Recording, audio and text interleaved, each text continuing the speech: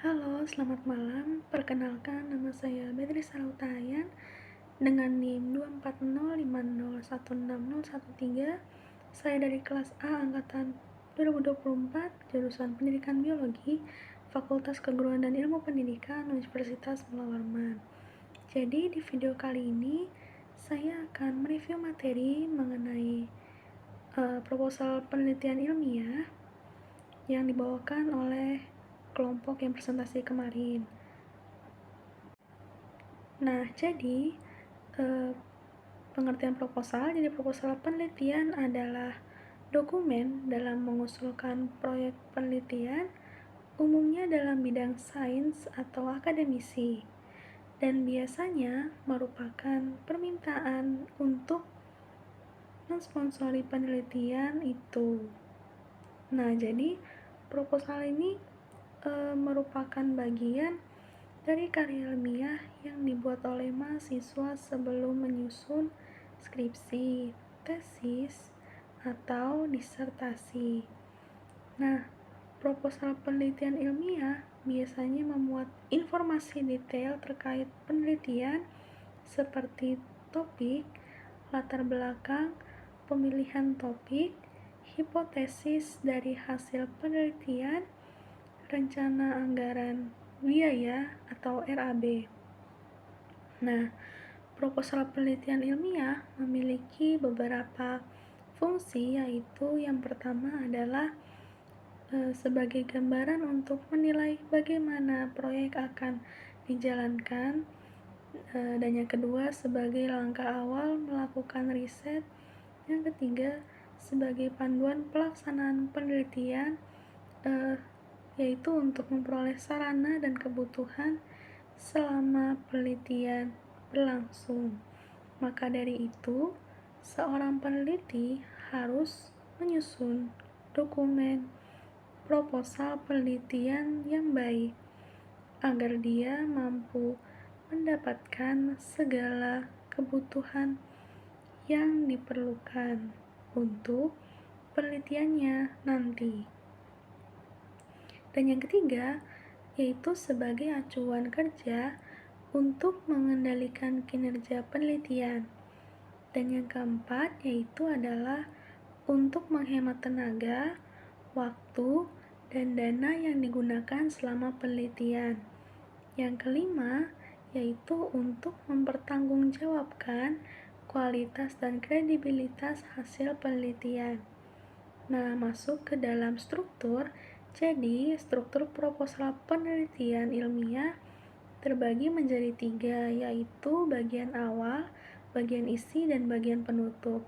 Yang pertama, bagian awal ada judul. Judul proposal harus jelas, singkat, dan mencerminkan esensi penelitian.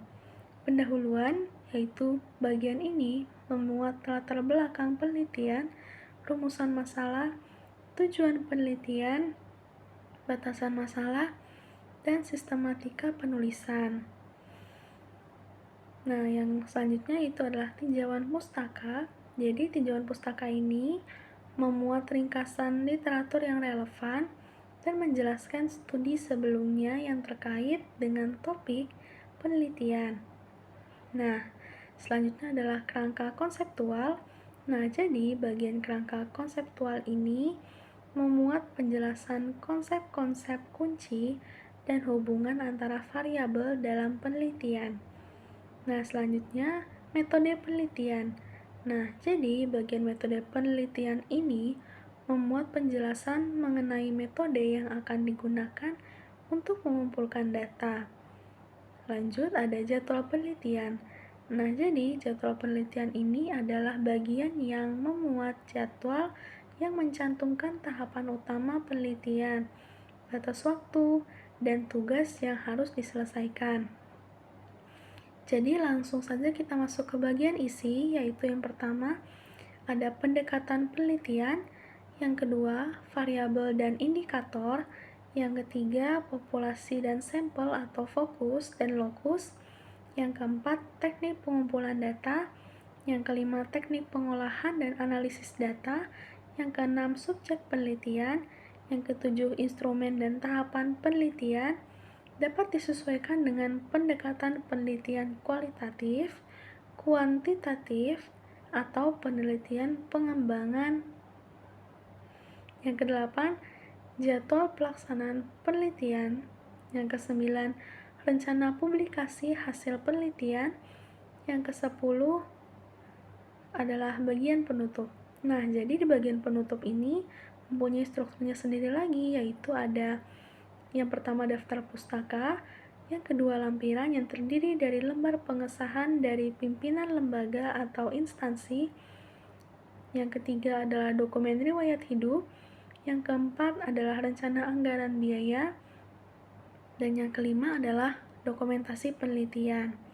Nah, selanjutnya adalah kaidah penggunaan kebahasaan pada proposal penelitian. Jadi yang pertama harus baku, dan yang kedua tuh kejelasan dan ketepatan, yang ketiga objektif, yang keempat konsistensi, yang kelima penggunaan kalimat efektif, dan yang keenam penggunaan paragraf yang kohesif dan koheren, dan yang ketujuh penggunaan tanda baca yang tepat, yang kedelapan penghindaran plagiarisme, dan yang terakhir penggunaan konjungsi dan penggunaan istilah asing.